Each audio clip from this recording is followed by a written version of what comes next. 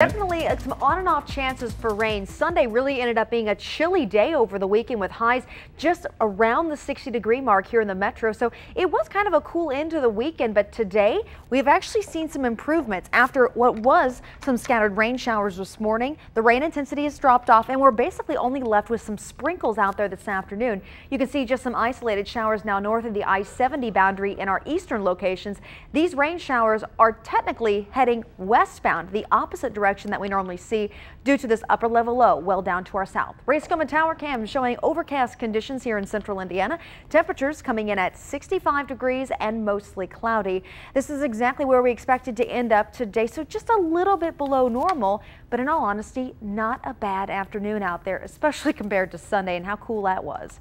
67 in Muncie. Columbus comes in at 63, 64 in Bloomington, but Lafayette already up or still up around 68 degrees. A little bit on the reverse of where our temperatures set up. Typically we're coolest to the north and warmest to the south. Today though, the opposite effect due to that upper level low just down in the Gulf states. It still impacted us. Dew points today though across the board were higher, back into the mid 50s. This is very representative of where temperatures should fall in the overnight hours. So it's still going to be mild out there. There is a bit of a breeze to contend with today. Winds are coming in from the east about 10 to 15 miles per hour.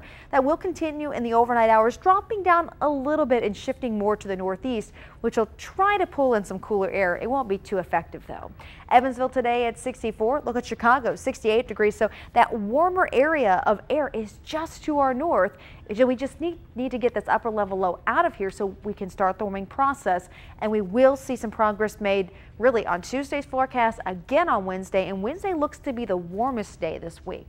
But there's all that cloud cover continuing. Here and there, we're getting a few little pops of sunshine, which is nice. It's not lasting very long, but it's an improvement from Sunday. And there's that upper level low that has been with us now for days. Obviously, over the weekend, the bulk of our moisture was south of I-70, but yesterday, it really did start to spread across the entirety of the area. Now, temperatures tonight will still be mild. We're only falling down into about the mid-50s on average, and then tomorrow, we pop back up to the low 70s, much closer to normal for this time of year, and we'll actually see the majority of this day dry. It's tomorrow afternoon that we'll have to start watching for a chance of some isolated showers and maybe an embedded rumble of thunder out there. What's happening tomorrow is that this low pressure system is finally moving a little bit farther away, but we could see that leftover moisture, the daytime heating work together, and we could get some little isolated pop-up showers, maybe a thunderstorm. Nothing severe is expected. And the same scenario sets up again on Wednesday because that system not too far away and we're in those outlying bands where there's enough moisture left. But later on this week, yet another significant area of low pressure is headed our way to bring back very good chances for showers and thunderstorms and potentially another inch of precipitation, which this time of year, an inch a week is pretty standard. For tonight, we drop down to 53 degrees with mostly cloudy conditions. It's a cool and damp night again. Tomorrow, nice improvement on the temperature front, back into the low 70s. We'll see partly cloudy conditions and still the chance for a spotty shower or storm, basically from 2 o'clock in the afternoon to around sunset. These will all be driven by daytime heating.